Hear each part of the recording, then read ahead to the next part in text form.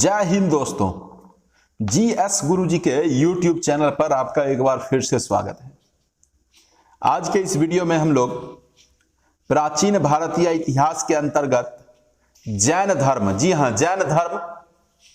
जैन धर्म को लेकर के आए हुए हैं। जैन धर्म जो कि सभी प्रतियोगी परीक्षाओं के लिए काफी ज्यादा इंपॉर्टेंट है और इसकी में जो आप देख सकते हैं जैन धर्म पार्ट वन इसलिए क्योंकि जैन धर्म एक बहुत बड़ा टॉपिक है, इसलिए इसको एक पार्ट में लेकर के आ पाना थोड़ा सा मुश्किल काम है। इसलिए इसका पार्ट 2 भी बनेगा और यदि जरूरत हुआ तो पार्ट 3 भी बनाएंगे हम लोग। तो बगैर देरी किए प्रश्न को शुरू करेंगे और मैं बताना चाहता हूं कि ये प्रश्न पीछे कई एग्जाम्स में पूछे गए हैं और आगे आने वाले एग्जाम्स के लिए भी इनका इंपॉर्टेंट काफी ज्यादा है। ये काफी ज्यादा इंपॉर्टेंट है आगे आने वाले एग्जामिनेशंस के लिए। तो आइए शुरू करते हैं पहले प्रश्न को। पहला प्रश्न है, जैन धर्म के प्रथम तीर्थंकर कौन थे? प्रथम तीर्थंकर, देखिए तीर्थंकर क्या होता है? जो कि धर्म का प्रचार करते हैं अच्छे से और लोगों को इस धर्म के प्रति जागरूक करते हैं। तो जैन धर्म में उन्हें तीर्थंकर कहा गया। तो कुल 24 तीर्थंकर हुए, टोटल 24 तीर्थंकर हुए जैन धर्म में। ठीक है, कितने? 24। तो 24 में से पहले कौन थे? इसके लिए 4 विकल्प। ऑप्शन नंबर ए है ऋषभदेव, ऑप्शन नंबर बी है अजितनाथ, ऑप्शन नंबर सी है पार्श्वनाथ और ऑप्शन नंबर डी है महावीर। तो इसका सही आंसर हो जाएगा ऑप्शन नंबर ए, ऋषभदेव। ऋषभदेव जैन धर्म के प्रथम तीर्थंकर हुए, अजितनाथ दूसरे तीर्थंकर हुए, पार्श्वनाथ 23वें तीर्थंकर हुए और महावीर 24वें यानी कि अंतिम तीर्थंकर हुए। अब अगले प्रश्न की ओर चलते हैं।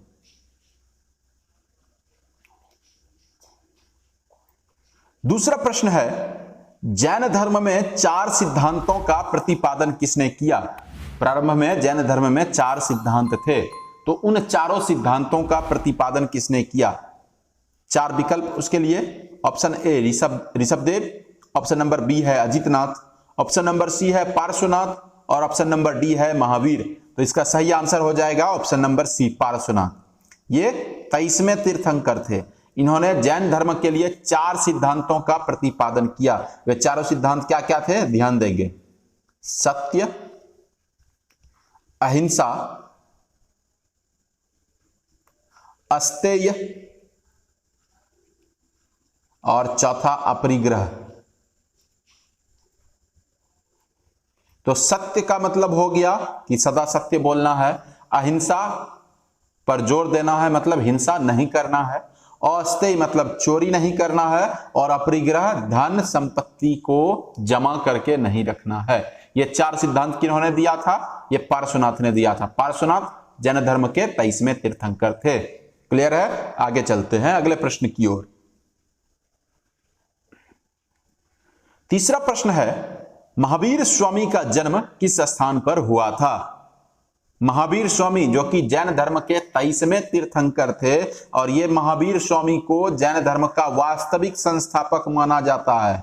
वास्तविक संस्थापक।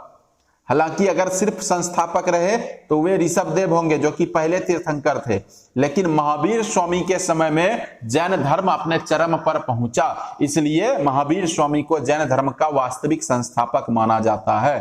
तो यहां पर जो प्रश्न पूछ रहा है कि महावीर स्वामी का जन्म किस स्थान पर हुआ, इसके लिए 4 विकल्प हैं। ऑप्शन नंबर ए है जृंभिक, ऑप्शन नंबर बी है पावापुरी, ऑप्शन नंबर सी है पाटलिपुत्र और ऑप्शन नंबर डी है कुंडग्राम। तो इसका सही आंसर हो जाएगा option number D, Kundagram. Mahavir Swami का जन्म किस स्थान पर हुआ था? कुंडग्राम। यह कहां है? वैशाली बिहार।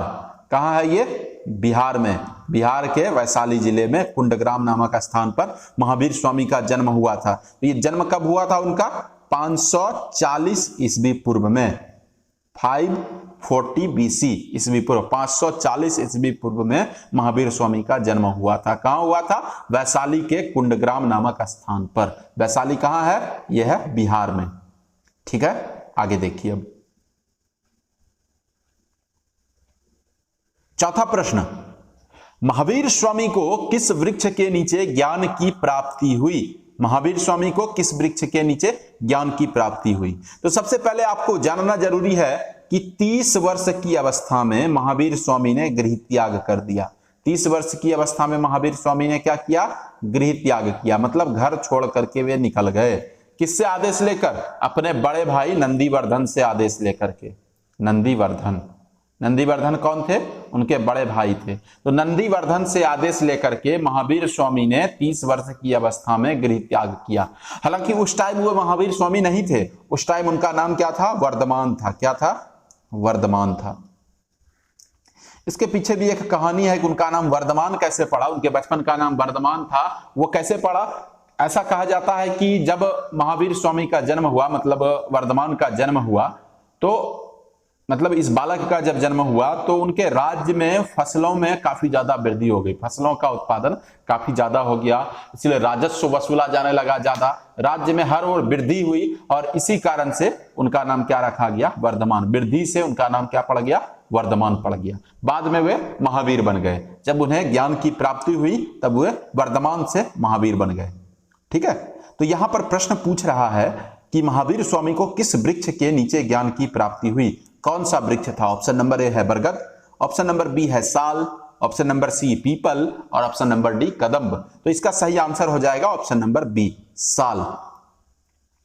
साल वृक्ष के नीचे महावीर स्वामी को 30 वर्ष की अवस्था में उन्होंने गृह त्याग किया और 12 वर्ष तक उन्होंने कठिन तपस्या किया। 12 वर्षों तक, मतलब कि उनकी उम्र उस समय हो गई कितनी वर्ष? 42 वर्ष। अब अगर 42 वर्ष की उम्र का हम इसका कैलकुलेशन करें तो वो आ जाता है 498 BC।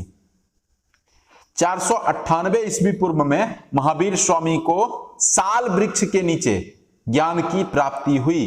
कहां पर, कौन से स्थान पर हुई थी? यह हुई थी जृंभिक के निकट। जृंभिक के निकट कौन से नदी के नीचे? ऋजुपालिका नदी के तट पर। ऋजुपालिका नदी के तट पर, ऋजुपालिका नदी के तट पर 498 ईस्वी पूर्व में, 498 BC, 498 ईस्वी पूर्व में ऋजुपालिका नदी, जृंभिक के निकट ऋजुपालिका नदी के तट पर साल वृक्ष के नीचे महावीर स्वामी को ज्ञान की प्राप्ति हुई। अब अगर कोई कंफ्यूजन है कि साल वृक्ष किसको कहा जाता है, तो यह कहा जाता है साखू को। साखू, इसको कई क्षेत्रों में, ग्रामीण क्षेत्रों में सखुआ भी कहा जाता है। ठीक है, तो अब अगले प्रश्न की ओर रुख करते हैं। 5वां प्रश्न है, महावीर स्वामी ने अपने उपदेश किस भाषा में दिए? महावीर स्वामी ने अपने उपदेश किस भाषा में दिए? इसके लिए 4 विकल्प, ए संस्कृत, बी पाली, सी प्राकृत और डी हिंदी। तो इसका सही आंसर हो जाएगा ऑप्शन नंबर सी, प्राकृत भाषा में। कौन से भाषा में? प्राकृत। प्राकृत मगध क्षेत्र की भाषा थी, बिल्कुल मगध के जैसी ही मिलती जुलती थी, इसलिए प्राकृत को अर्धमगधी भी कहा जाता था। प्राकृत या अर्धमगधी दोनों में से जो भी विकल्प में होगा वो हो जाएगा सही आंसर। महावीर स्वामी ने अपने उपदेश किस भाषा में दिए? तो इसका सही आंसर हो जाएगा ऑप्शन नंबर सी, प्राकृत भाषा में। अब अगले प्रश्न की ओर चलते हैं। 6ठा प्रश्न है, किन 2 तीर्थंकरों का उल्लेख ऋग्वेद में है? ऋग्वेद मतलब सबसे प्राचीन वेद, और उस ऋग्वेद में जैन धर्म के 2 महत्वपूर्ण तीर्थंकरों का वर्णन है। तो वो 2 कौन थे उसके बारे में ये प्रश्न पूछा हुआ है। तो इसके लिए 4 विकल्प दिए हुए हैं। ऑप्शन नंबर ए है ऋषभदेव और अरिष्टनेमी, ऑप्शन नंबर बी है ऋषभदेव और अजितनाथ, ऑप्शन नंबर सी है पार्श्वनाथ और महावीर, और ऑप्शन नंबर डी है अरिष्टनेमी और महावीर। तो इसका सही आंसर क्या हो जाएगा? ऑप्शन नंबर ए, ऋषभदेव और अरिष्टनेमी। ऋषभदेव जो कि पहले तीर्थंकर हुए और अरिष्टनेमी जो कि 22वें तीर्थंकर हुए। इन दोनों का वर्णन किसमें है? ऋग्वेद में इन दोनों का उल्लेख है। और एक बात जो महत्वपूर्ण जानकारी है, अरिष्टनेमी, इनका संबंध श्री कृष्ण के वंश से था। अरिष्टनेमी का संबंध भगवान श्री कृष्ण के वंश से था। क्लियर है? तो इसका सही आंसर क्या हो जाएगा? प्रश्न जो है कि किन 2 तीर्थंकरों का उल्लेख ऋग्वेद में है, इसका आंसर हो जाएगा ऑप्शन नंबर ए, मतलब ऋषभदेव और अरिष्टनेमी। इन दोनों का उल्लेख किसमें है? ऋग्वेद में। अगला प्रश्न है प्रश्न संख्या 7, ऋषभदेव को अन्य किस नाम से जाना जाता था? विकल्प ए में है धर्मनाथ, बी में अनंतनाथ, सी में चंद्रप्रभु और डी में नभीसुनु। तो इसका सही आंसर हो जाएगा ऑप्शन नंबर डी, नभीसुनु। ऋषभदेव को किस नाम से जाना जाता था? अन्य किस नाम से? नभीसुनु नाम से। क्यों नभीसुनु इनका नाम क्यों पड़ा? क्योंकि इनके पिता का नाम था नाभिराय, इनके पिता का नाम नाभिराय था, इसी कारण से ऋषभदेव का नाम नभीसुनु भी पड़ा था। इसके अलावे भी ऋषभदेव को कई नामों से जाना जाता था। इसके अलावे ऋषभदेव को आदिनाथ, ऋषभनाथ, ऋषभनाथ, वृषभनाथ भी इनको कहा जाता था, वृषभनाथ। और जो एक महत्वपूर्ण बात है कि राजस्थान में इनको कहा, राजस्थान स्टेट, राजस्थान में ऋषभदेव को केसरियानाथ कहा जाता था। क्या कहा जाता था? केसरियानाथ। ध्यान देना है इस पर भी, राजस्थान में ऋषभदेव को केसरियानाथ कहा जाता था। लेकिन यहां पर जो प्रश्न है कि ऋषभदेव को अन्य किस नाम से जाना जाता था, तो विकल्पों के अनुसार ऑप्शन नंबर डी हो जाएगा सही। यहां पर नभीसुनु, नभीसुनु उनका नाम क्यों पड़ा था? क्योंकि उनके पिता का नाम था नाभिराय, इस कारण से उन्हें नभीसुनु कहा जाता था। क्लियर है? आगे चलते हैं। अब 8वां प्रश्न है, महावीर स्वामी की माता का नाम क्या था? माता का नाम महावीर स्वामी का। तो यहां पे 4 विकल्प, ए में है राधा, बी है त्रिशला, सी है यशोदा और डी है अनुज्जा। तो इसका सही आंसर हो जाएगा, क्या हो जाएगा? वो हो जाएगा option number B. Mahavir Swami के माता का नाम क्या था? त्रिशला था। माता का नाम क्या था? त्रिशला। और पिता का नाम क्या था? पिता का नाम था सिद्धार्थ। महावीर स्वामी के पिता का नाम क्या था? सिद्धार्थ था। और अगर बात करें यशोदा, तो यशोदा उनकी पत्नी का नाम था। यशोदा कौन थी? महावीर स्वामी की पत्नी का नाम था। और अगर अनुज्जा की बात करें तो अनुज्जा किसका नाम था? अनुज्जा था महावीर स्वामी की बेटी का नाम। किसका? बेटी का। महावीर स्वामी की पुत्री या बेटी जो कहें उसका नाम क्या था? अनुज्जा या प्रियदर्शना, ये उनकी बेटी का नाम था। क्लियर है? आगे देखिए अगले प्रश्न को। पार्श्वनाथ के अनुयायियों को क्या कहा गया? पार्श्वनाथ जो कि जैन धर्म के 23वें तीर्थंकर हुए, मतलब महावीर स्वामी से ठीक पहले, महावीर स्वामी 24वें थे और उनसे ठीक पहले पार्श्वनाथ थे, वे जैन धर्म के 23वें तीर्थंकर थे। उनके अनुयायियों को क्या कहा गया? 4 विकल्प, ऑप्शन नंबर ए जिन, ऑप्शन नंबर बी अरहत, ऑप्शन नंबर सी निर्ग्रंथ और ऑप्शन नंबर डी गंधर्व। तो इसका सही आंसर हो जाएगा ऑप्शन नंबर सी, निर्ग्रंथ कहा गया। क्या कहा गया? निर्ग्रंथ। महावीर स्वामी, माफ कीजिएगा, पार्श्वनाथ के अनुयायियों को निर्ग्रंथ कहा गया। निर्ग्रंथ का मतलब है जो सभी सांसारिक बंधनों से मुक्त होते हैं। ठीक है, अब अगले प्रश्न की ओर देखते हैं। अगला प्रश्न है, निगंठनाथ पुत्र के नाम से किस जैन तीर्थंकर को जाना जाता था? निगंठनाथ पुत्र शब्द पे गौर करिएगा। निगंठनाथ पुत्र या निगंठनाथ पुत्र भी कहीं कहीं रहता है, तो इसके नाम से किसे जाना जाता था? चारों विकल्प पे ध्यान दें। ऑप्शन नंबर ए है अजितनाथ, ऑप्शन नंबर बी है अरिष्टनेमी, ऑप्शन नंबर सी है पार्श्वनाथ और ऑप्शन नंबर डी है महावीर। तो इसका जो सही आंसर होगा वो होगा ऑप्शन नंबर डी, महावीर को। महावीर को जाना जाता था किस नाम से? निगंठनाथ पुत्र के नाम से महावीर को।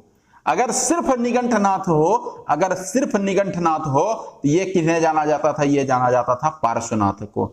निगंठनाथ पुत्र के नाम से महावीर को जाना जाता था, लेकिन अगर सिर्फ निगंठनाथ की बात हो तो निगंठनाथ के नाम से पार्श्वनाथ को जाना जाता था। किसको? पार्श्वनाथ को पारसनाथ भी कहा जाता था, ये स्मरण में रखना है। पार्श्वनाथ, पारसनाथ, निगंठनाथ, ये सब उन्हीं का नाम था। लेकिन निगंठनाथ पुत्र जो कि प्रश्न पूछ रहा है, निगंठनाथ पुत्र के नाम से किस जैन तीर्थंकर को जाना जाता था, इसका सही विकल्प हो जाएगा, सही आंसर हो जाएगा option number D, Mahavir Swami को। क्लियर है? आगे देखिए अब 11वां प्रश्न है, पार्श्वनाथ का जन्म किस स्थान पर हुआ था? विकल्प पे ध्यान दें। पहला विकल्प है वाराणसी, दूसरा है प्रयागराज, तीसरा है उज्जैन और चौथा है पाटलिपुत्र। तो आंसर क्या हो जाएगा? इसका सही आंसर वो हो जाएगा ऑप्शन नंबर ए। पार्श्वनाथ का जन्म कहां हुआ था? वाराणसी, बनारस या काशी जो कह दें, सब एक ही है। तो इनका जन्म कहां हुआ था? वाराणसी में। यदि विकल्प में आपको काशी दे दे या बनारस दे दे तो बगैर किसी हिचकिचाहट के आप उस पे जा सकते हैं, क्योंकि काशी, वाराणसी या बनारस सब एक ही को कहा जाता है। पार्श्वनाथ का जन्म कहां हुआ था? वाराणसी में। ऑप्शन नंबर ए सही उत्तर हो जाएगा इसका। ये 12वां प्रश्न देखिए, कैवल्य या कैवलिन क्या है? कैवल्य या कैवलिन क्या है? विकल्प पे ध्यान दें। ए में है महावीर स्वामी के जन्म की घटना, बी में है महावीर स्वामी के गृह त्याग की घटना, सी में है महावीर स्वामी के ज्ञान प्राप्ति की घटना और डी में है महावीर स्वामी के मृत्यु की घटना। तो इसका आंसर क्या हो जाएगा? वो हो जाएगा ऑप्शन नंबर सी, महावीर स्वामी के ज्ञान प्राप्ति की जो घटना थी उसे जैन धर्म में कैवल्य या कैवलिन के नाम से जाना गया। कैवल्य या कैवलिन, कैवल्य या कैवलिन के नाम से जाना गया। ठीक है, अब अगले प्रश्न की ओर चलिए। 13वां प्रश्न क्या है? बाहुबली कौन थे? बाहुबली, विकल्प पे ध्यान दें। ऋषभदेव के गुरु, दूसरा विकल्प है ऋषभदेव के पुत्र, तीसरा है पार्श्वनाथ के पिता और चौथा है अरिष्टनेमि के गुरु। इसका सही आंसर क्या हो जाएगा? ऑप्शन नंबर बी, ऋषभदेव के पुत्र। ऋषभदेव के पुत्र कौन थे? बाहुबली थे। कौन? बाहुबली। और जो एक स्पेशल जानकारी है, बाहुबली की मूर्ति कहां है? कर्नाटक के श्रवणबेलगोला में बाहुबली की मूर्ति है। बाहुबली की मूर्ति का निर्माण किसने किया था? गंग वंश के मंत्री चामुंडा राय ने। ठीक है, कर्नाटक में बाहुबली, भगवान बाहुबली या उसे गोमतेश्वर की मूर्ति भी कहा जाता है। गोमतेश्वर, गोमतेश्वर या बाहुबली की मूर्ति, उसका निर्माण चामुंडा राय ने कराया था। क्लियर हो गया? अब अगले विकल्प की ओर चलेंगे, अगले प्रश्न की ओर चलेंगे। 14वां प्रश्न है, महावीर स्वामी ने जैन धर्म में कौन सा नया सिद्धांत जोड़ा? एक नया सिद्धांत। पीछे के प्रश्न में मैंने बताया कि जैन धर्म में पहले 4 सिद्धांत थे, लेकिन जब महावीर स्वामी जैन धर्म के तीर्थंकर हुए, 24वें तीर्थंकर, तो उन्होंने एक नया सिद्धांत उसमें जोड़ा। वो कौन सा था? ध्यान देंगे विकल्प की ओर। पहला विकल्प है ब्रह्मचर्य, दूसरा विकल्प है शस्त्र विद्या, तीसरा विकल्प है मूर्ति पूजा और चौथा विकल्प है उपर्युक्त सभी। तो इसका जो सही आंसर होगा वो होगा ऑप्शन नंबर ए, ब्रह्मचर्य। महावीर स्वामी ने जैन धर्म में कौन सा विकल्प जोड़ा, कौन सा नया सिद्धांत जोड़ा? 5वां सिद्धांत, वो था ब्रह्मचर्य का सिद्धांत। ठीक है, आगे चलते हैं। अब 15वां और अंतिम प्रश्न इस वीडियो का, महावीर स्वामी ने अपना पहला उपदेश किस स्थान पर दिया था? किस स्थान पर महावीर स्वामी ने पहला उपदेश? विकल्प को देखिए। ए में है पाटलिपुत्र, बी में है वैशाली, सी में है अवंती और डी में है राजगृह। तो इसका सही आंसर हो जाएगा ऑप्शन नंबर डी, राजगृह में। कहां महावीर स्वामी ने अपना पहला उपदेश कहां दिया था? राजगृह। राजगृह के निकट पितुलाचल पहाड़ी पर। कहां? पितुलाचल पहाड़ी पर, पितुलाचल पहाड़ी पर। और पहला जो उपदेश दिया था इन्होंने किसे दिया था? मेघ कुमार को, मेघ कुमार को। तो इसमें आपको कंफ्यूज नहीं होना है। अगर क्वेश्चन दे दे एग्जाम के अंदर कि महावीर स्वामी का पहले अनुयायी कौन हुए या शिष्य कौन हुए, तो गलती से भी मेघ कुमार नहीं लगाना है। मेघ कुमार को उन्होंने पहला उपदेश दिया था, लेकिन ये महावीर स्वामी के प्रथम शिष्य नहीं थे। अगर बात होगा महावीर स्वामी के प्रथम शिष्य कौन थे, तो वहां पर आप जमाली, जमाली को याद करेंगे। जमाली कौन थे? जमाली या कहीं कहीं इनके बारे में जामिल भी लिखा हुआ है। ये कौन थे? ये थे महावीर स्वामी के प्रथम शिष्य। और इनका रिश्ता क्या था महावीर स्वामी के साथ? ये स्वामी जी के दामाद थे, अर्थात उनकी पुत्री के पति थे। अनोजा जो उनकी पुत्री थी उन्हीं के पति थे जमाली, यही महावीर स्वामी के प्रथम शिष्य बने थे। लेकिन अगर बात होगी कि पहला उपदेश उन्होंने किसे दिया था, तो वो मेघ कुमार को दिया था। कहां दिया था? राजगृह के निकट पितुलाचल पहाड़ी पर। इस वीडियो के प्रश्न यहीं पर समाप्त होते हैं। अब अगर आपको इस वीडियो का पीडीएफ चाहिए या इससे पहले अपलोड किए गए सभी वीडियो का आप पीडीएफ लेना चाहते हैं, तो आप डिस्क्रिप्शन में दिए हुए लिंक पर क्लिक करें और सीधा वहां जाकर के आप ये वीडियो और इससे पहले अपलोड किए गए सभी वीडियो का पीडीएफ आंसर सहित हासिल कर सकते हैं, वो लिंक में जाकर के। डिस्क्रिप्शन में उसका लिंक दिया हुआ है। और अगर आपको ये वीडियो अच्छा लगा है तो आप हमारे चैनल को सब्सक्राइब करें और उस चैनल के बगल में बेल आइकन है उसको दबाना ना भूलें, ताकि हमारे द्वारा अपलोड किए गए हर एक वीडियो का नोटिफिकेशन आप तक तुरंत पहुंचे और आप जल्द से जल्द इस चैनल से जुड़ सके, हमारे वीडियो को देख सकें।